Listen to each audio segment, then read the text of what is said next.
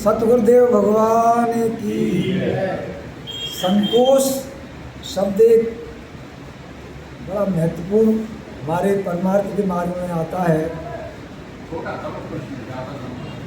क्या ये कौन सा संतोष है? मुझे लगता है संसार में संतोष सभी को है। वो कौन सा संतोष है जब आ जाता है तो सब धन धूल समान हो जाते हैं।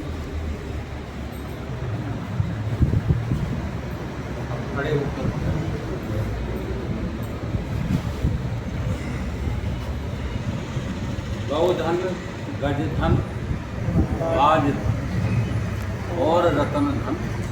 हाँ।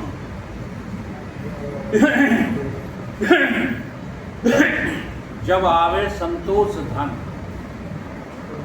सब धन धूल समान। अब तुमको इसमें विचार ये करना है कि जितने नाम लिए गए वो सब के सब साकार के लिए गए। गौधन साकार है, गजधन साकार है, बाजधन साकार है, गौधन गजधन बाजधन और रतन धन, सोना चांदी आदि रुपया आदि सब साकार है साकार। अब जिस संतोष धन की बात की गई है उसका कोई आकार है क्या? बताओ। अब जिसका आकार नहीं है उसका नाम है संतोष। जैसे किसी व्यक्ति का नाम रख देते हो आप, ऐसा नहीं है संतोष। संतोष वो वस्तु है जो निर्गुण है, निराकार है, जिसका कोई आकार नहीं है, जिसमें कोई भी गुणवत्ता नहीं है। अर्थात जहाँ तक माया है वहाँ तक आपको संतोष नहीं है। जो आप कहते हो कि हमको संतोष है तो वो आपेक्षिक संतोष है। जैसे कोई करोड़पति है और मेरे पास केवल 1 लाख रुपए है तो हम संतोष कर लेते हैं कि कम से कम मेरे पास 1 लाख रुपए तो है।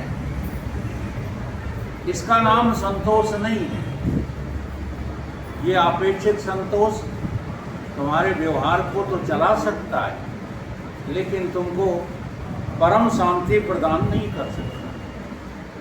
परम शांति पाने के लिए तो तुमको पूर्ण संतोषी होना पड़ेगा। अब जरा जो है अंतर्मुख होकर के देखना प्रारंभ करो। तो जो नेत्र इंद्रियों से देखते हो,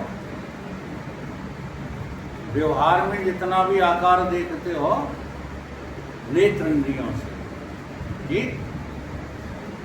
ये तो संतोष दे ही नहीं सकते। इंद्रिय विषयक कोई भी पदार्थ आपको संतोष प्रदान कर ही नहीं सकते। क्यों? क्योंकि सबके सब कुछ काल हैं, कुछ काल के बाद नहीं रहे। अब थोड़ा अंतर्मुख होकर देखो कि जिन इंद्रियों से तुम पदार्थों को ग्रहण करते थे वो भी तो इंद्रियां साकार ही हैं। साकार के अलावा और है क्या? उनका हमेशा सत्संग में ही आता है, तो जो सत्संग चल रहा है, जो इंद्रियों के द्वारा आप इस संसार को ग्रहण करते हो, ये इंद्रियां भी तो आप किसी के द्वारा देखते हो कि नहीं? तो साकार की परिभाषा क्या है? आकार की परिभाषा क्या निकली? आकार की परिभाषा निकली कि जो दिखाई दे जाए वो सब साकार है, वो सब साकार है। अब नेत्र दिखाई देते हैं, कर्ण इंद्रिय दिखाई देती है, रसना इंद्रिय दिखाई देती है, स्पर्श इंद्रिय दिखाई देती है। और देखने का तुमको थोड़ा सा अनुभव होना चाहिए। नहीं दिखाई देती। जैसे आँख को देखना है, कैसे देखते हो? आपको अपनी आंख देखना है तो कैसे देखोगे? हैं? ये तो मोटी बुद्धि की बात है, मन की बुद्धि। हाँ जी, मन के द्वारा देखते हो। मन के द्वारा तुम क्या देखते हो कि आज आंख से कम दिखाई दे रहा है, आज काम आंख से अधिक दिखाई दे रहा है। ये निर्णय किसका है? मन का। अनुभव करो इन बातों को। ठीक, तो मन जब देखता है इंद्रियों को तो इंद्रियां साकार हैं, उसकी अपेक्षा मन कौन है? निराकार है। इसलिए एक शब्द और समान में बोला जाता है कि मन संतोषी सदा सुखी। हाँ, मन संतोषी तो सदा सुखी। अब ये आरोप मन के ऊपर चला गया संतोष का, लेकिन मन भी तो किसी के द्वारा दिखाई देता है। इस मन को भी तो तुम देख लेते हो, नहीं देख पाते तो मन किसके द्वारा दिखाई देता है? रटो मत, हम बुद्धि को अब लें नहीं, तब बताओ किसके द्वारा दिखाई देता है? मान लो बुद्धि है ही नहीं, बुद्धहीन हो तुम। बहुत से प्राणी बुद्धहीन होते हैं कि नहीं? जैसे कुत्ता है, बिल्ली है, ऊंट हैं, घोड़े हैं, ये बुद्धिहीन होते हैं कि बुद्धिमान होते हैं? मन तो होगा। हाँ जी, अब इनके मन होता है, बुद्धि होती ही नहीं, लेकिन फिर भी उनको भूख लगती है तो चारा खाते हैं कि नहीं खाते? और जब उनको दौड़ाया जाता है तो फिर कोई कोई घोड़ा बहुत तेज दौड़ता है कि नहीं दौड़ता है? तो ये सब क्रियाएं जो है कहाँ से होने लगती हैं? वो है उसका जीवत्व। आप अपने जीव के द्वारा इस मन को भी परख सकते हो, देख सकते हो। इसलिए मन साकार हो गया, जीव निराकार हो गया। लेकिन अभी भी पूरा संतोष नहीं है यहाँ। क्यों नहीं है? क्योंकि जीव कभी है, कभी नहीं है। जागृत काल में तो जीव है, स्वप्न काल में तो जीव है। ये भाषा समझ में आ रही है आप लोगों को? लेकिन सुसुप्ति में जीव है नहीं, है तो, लेकिन वहां पर कैसा है? बीज रूप है, साक्षात नहीं है। ठीक, अब वो बीज रूप जो जीव है, उस बीज का तुमको क्या करना है? भूनना है। अब जब इसको भून डालोगे, अभी जीवत्व का संतोष जिनको है, ये अलग अलग संतोष हैं। उन्हें स्वर्ग और नरक की जो है क्या रहती है?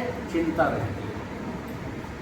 जैसे हमारे बुजुर्ग लोग कहा करते थे, हम बुरा काम नहीं करेंगे क्योंकि हमें नरक नहीं जाना, हमें स्वर्ग जाना है।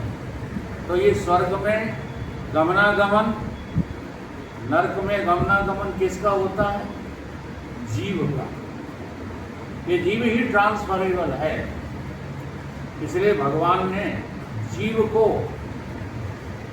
नित्य और सिद्ध, सत्य सिद्ध करने के लिए एक श्लोक बोला था। उसमें क्या बोला है? देहो अस्मिन् यथा देहे कुमारम यौवनम जरा तथा। उन्होंने उदाहरण दिया शरीर का कि जैसे शरीर बदलता रहता है, बचपन से जवानी, जवानी से बुढ़ापा, ऐसे ही तुम्हारा ये जीवत्व भी क्या हो जाता है? ट्रांसफर हो जाता है।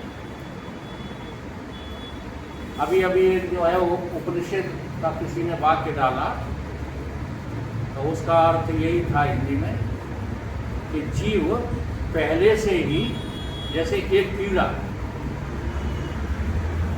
अनेक वृक्ष खड़े हुए हैं या अनेक एक ही वृक्ष के अनेक पत्ते हैं और उन पत्तों पे एक कीड़ा बैठा है, तो वो कीड़ा आधा शरीर दूसरे पत्ते पे ले जाता है, आधा पहले पत्ते पे बनाए रखता है। जैसे ही पहला पत्ता नष्ट होता है वो दूसरे पत्ते पे पूरा पहुंच जाता है। ऐसे ये जीव ने अपने अगले शरीर तैयार कर दिए।